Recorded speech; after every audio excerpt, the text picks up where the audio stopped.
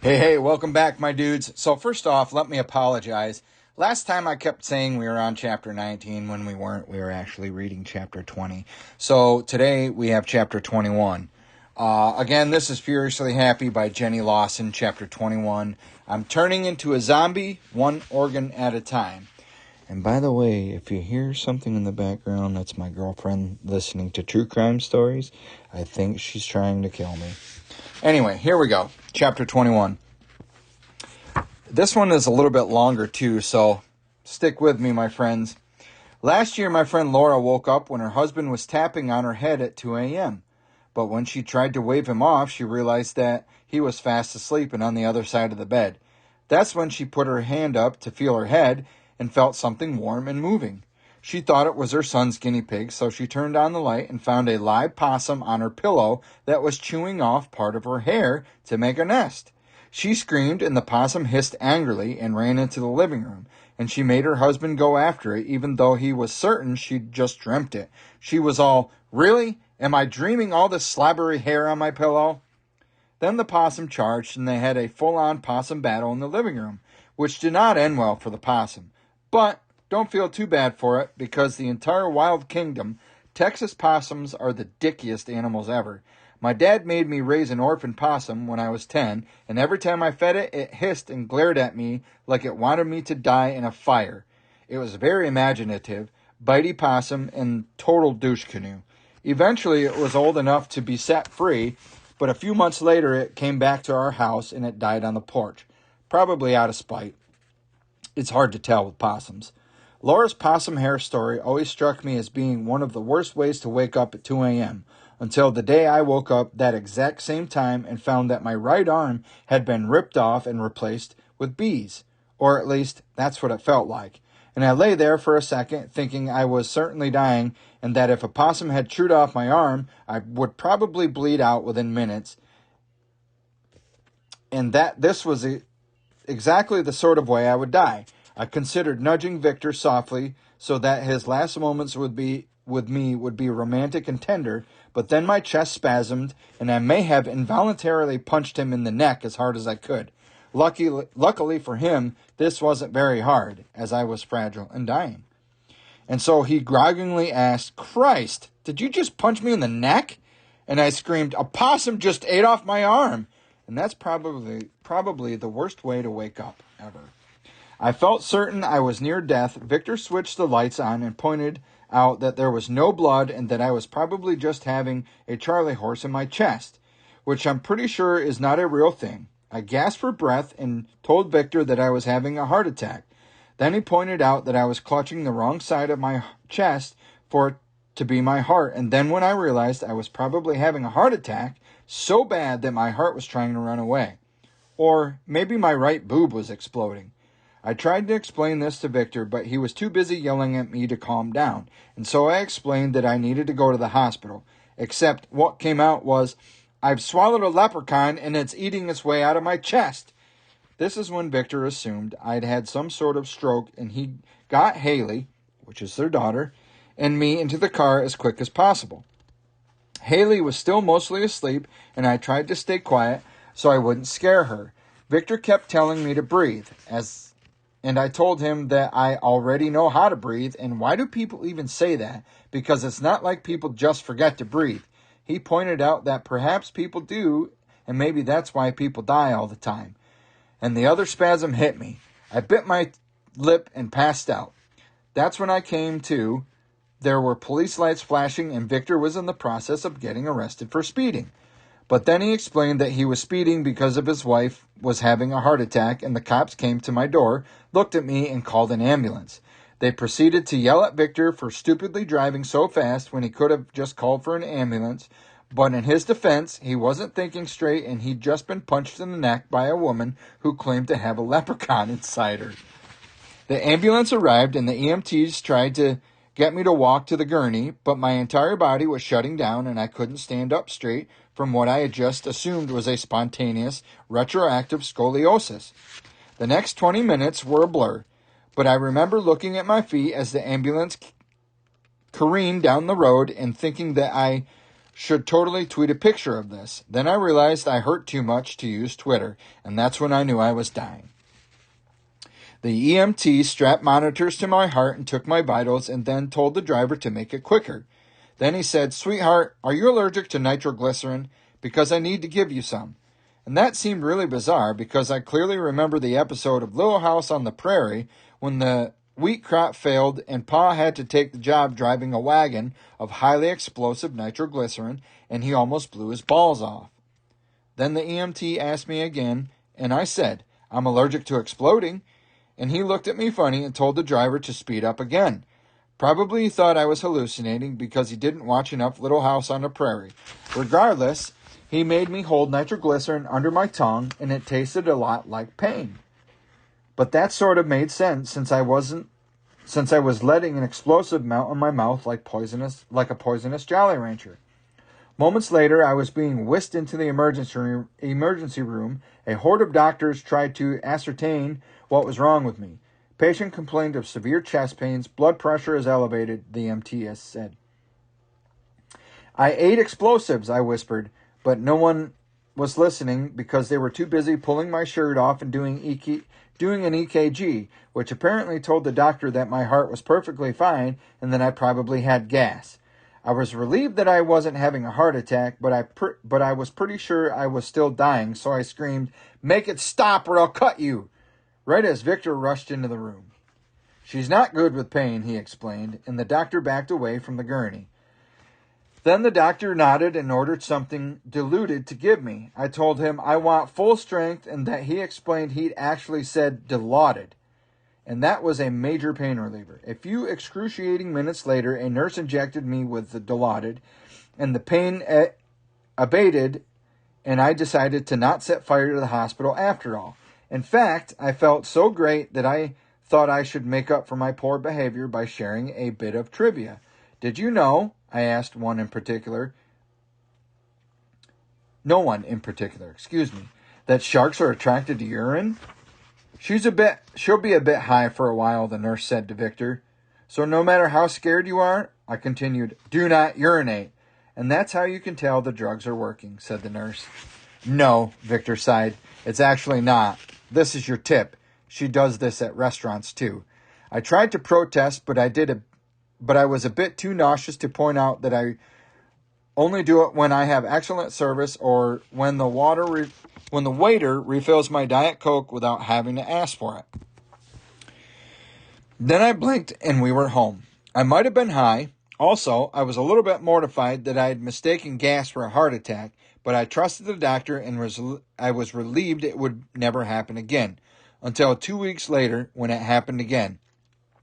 This time, I was certain I was dying, but I was calm enough to let Victor drive me to the hospital at a normal rate of speed because in spite of the fact that I hurt more than when I was in labor, I was pretty sure the doctor was just going to tell me to fart really bad. That I needed to fart really bad.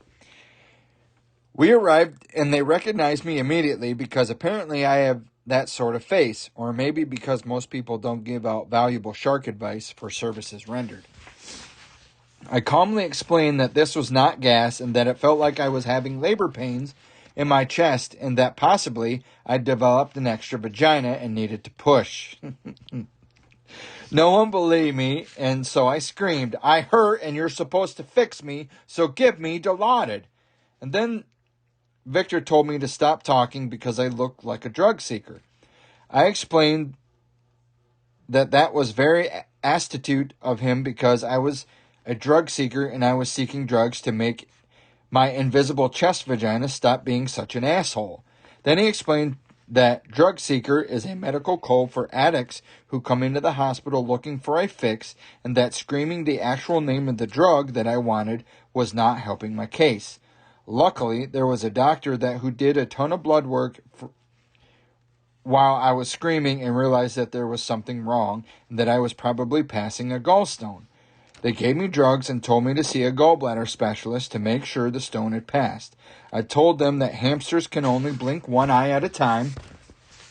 I considered this a fair trade, but they still billed my insurance company anyway. I went to see a group of gallbladder specialists, but they all said that it was better to not do surgery because maybe I wouldn't have another attack. But I always find that removing body parts that want to kill you is a good thing. So they referred me to Dr. Morales, who is known for taking out gallbladders like crazy. Maybe he collects them. Hard to know. What did I know, though? What I did know, though, was that Dr. Morales didn't have a normal office, instead just used the one from a nearby colon and rectal clinic, which was disconcerting for a number of reasons. First, because I was pretty sure I didn't want my gallbladder removed rectally, and second, because the pictures in the waiting room were of asses. Literally. Dr. Morales was over 80, spoke English only when he had to, and had been doing gallbladder removal since before my mom was alive. He was odd but brilliant, and after a look at my chart, he told me that my gallbladder was lingering and was diseased.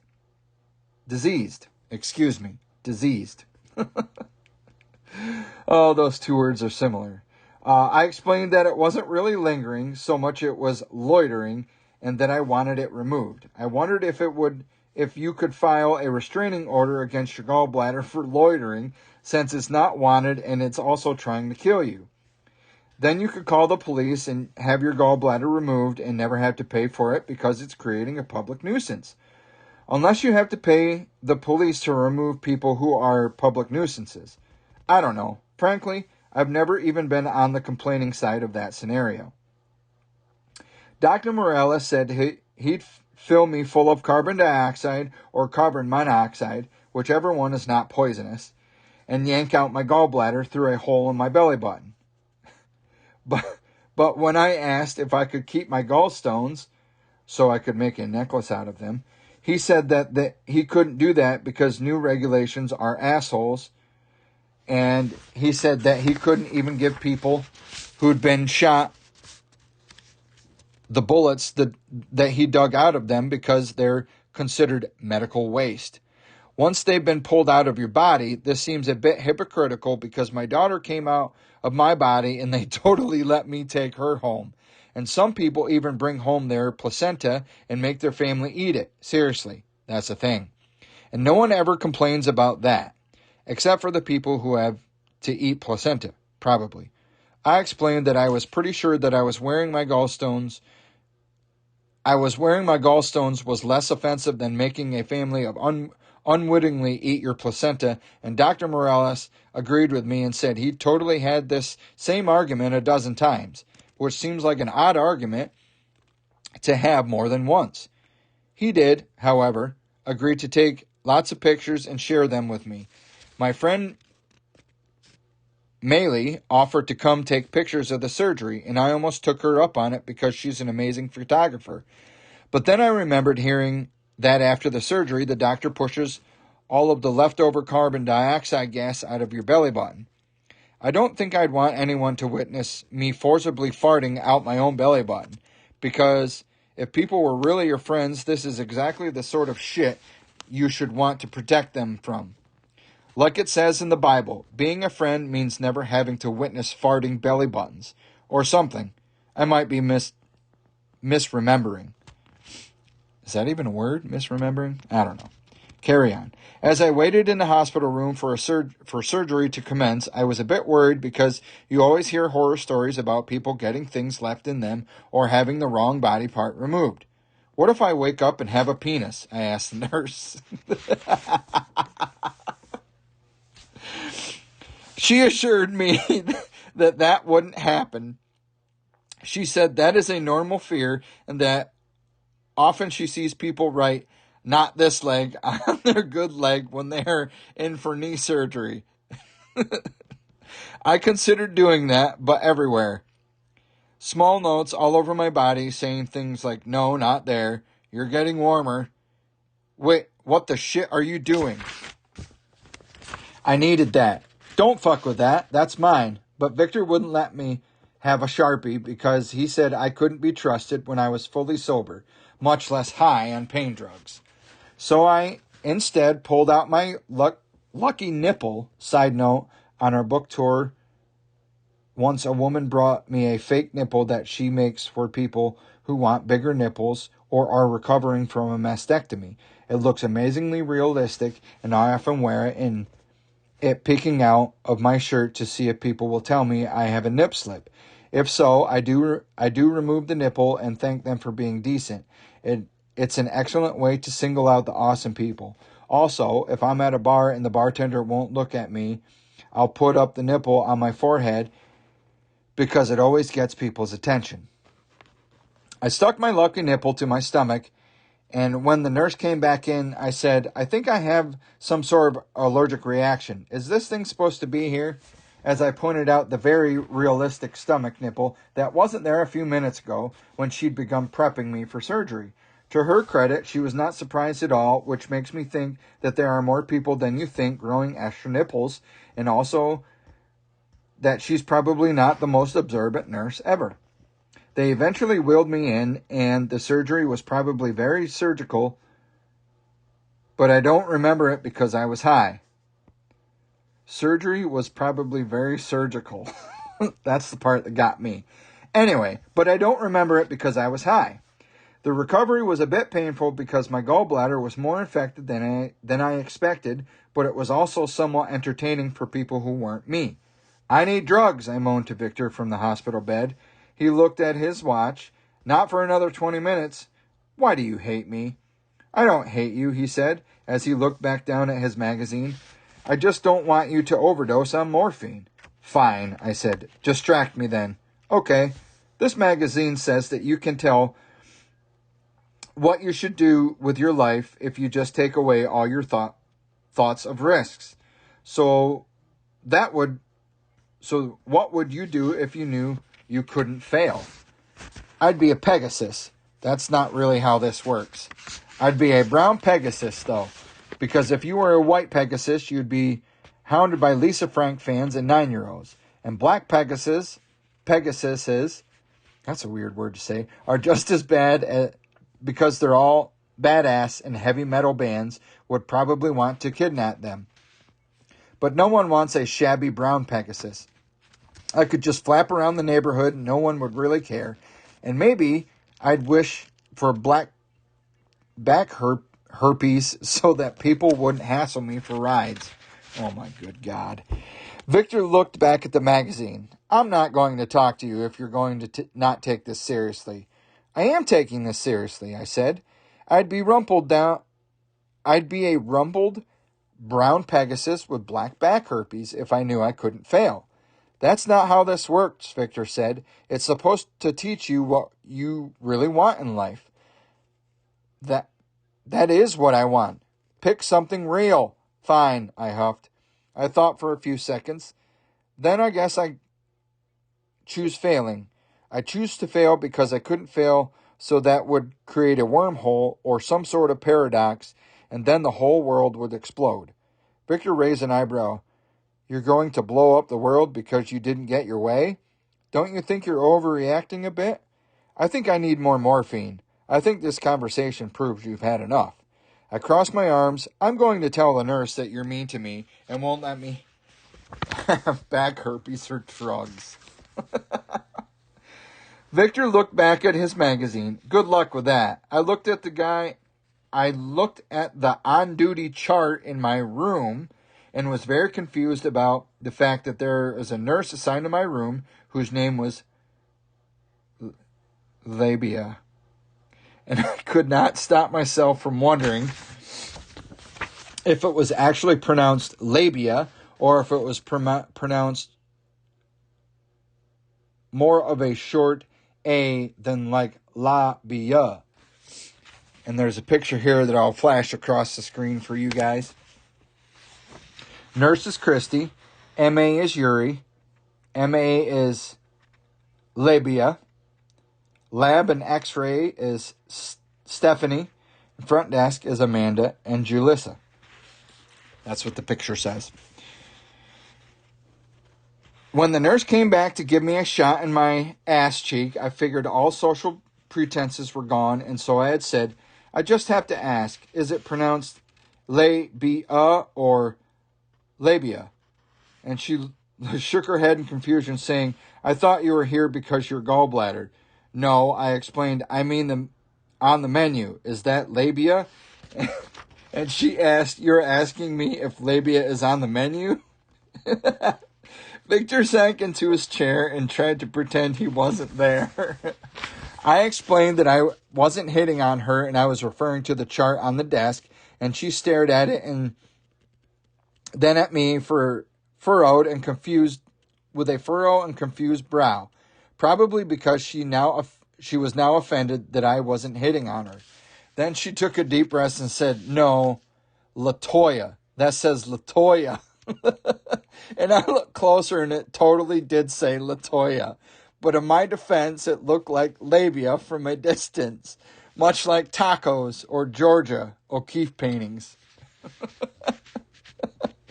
Then Dr. Morales came in and showed me pictures of my gross removed gallbladder, which was filled with stones, and he said it was really good that we did have the surgery because my gallbladder was mostly dead and was beginning to affect my other body parts because it had started to gangrene. Gangrene? I asked. I didn't even know that was still a thing. It's like I'm on the Oregon Trail all over again. Then Victor pointed out that I was thinking of dysentery, and Dr. Morales was like, you had a dysentery on the Oregon Trail? None of this is in your chart. I said, I'm guessing you didn't play a lot of educational computer games when you were a kid. He said that they didn't have computer games when he was a kid, and I explained that that's probably why he never got dysentery in a video game. Dr. Morales shook his head. Sounds unsanitary. Just where were you putting those games? I explained that this wasn't really what I meant and redirected the conversation to my zombie gallbladder. Victor tried to argue that my gallbladder was not zombified, but I disagreed. It was slightly alive but mostly dead and was infecting everything it touched. It was literally the living dead. That's kind of the very definition of a zombie, so I basically was turning into a zombie one organ at a time. And I had a bunch of tubes in me to drain out all the bad stuff, which was shitty because I had to keep them in for a week. When I went home, the cats thought the tubes coming out of my stomach were great cat toys and kept batting at them and trying to hang on them. It's funny until your pain pills wear off. I don't recommend it for recovery. Victor said he wasn't surprised that my ordinary gallbladder surgery that he'd had as an outpatient had turned into 2 weeks of hassle because my body is known for being as complicated and as weird as I am. But I'm not the only one with weird body parts. For example,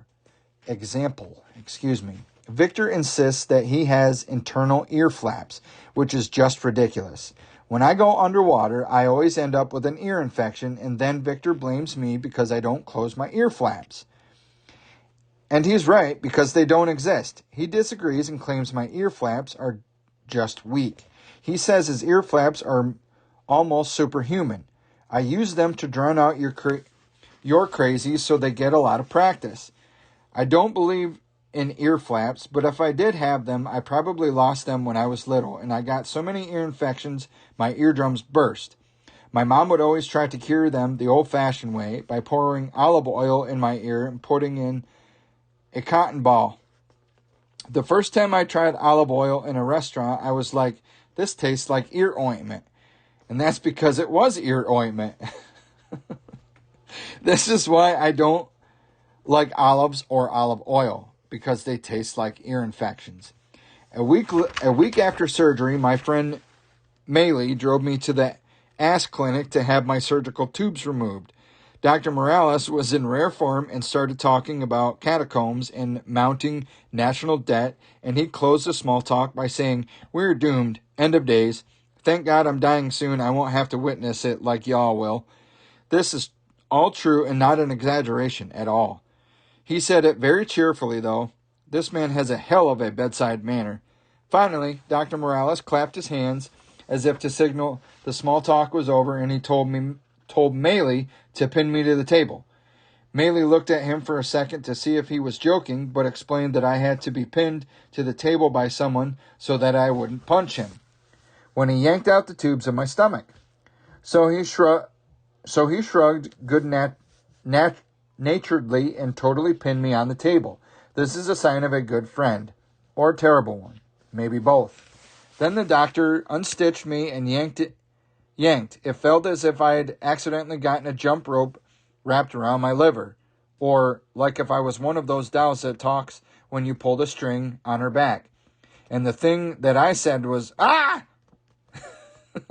which roughly translates to, "So now I know what a yo-yo feels like and also why you think your patients want to punch you." As we were driving home, Maylee said, "You know, this shit would only happen to you. It's like you manifested that exact kind of crazy, fantastic doctor to fit your life. I would never believe it if I weren't there.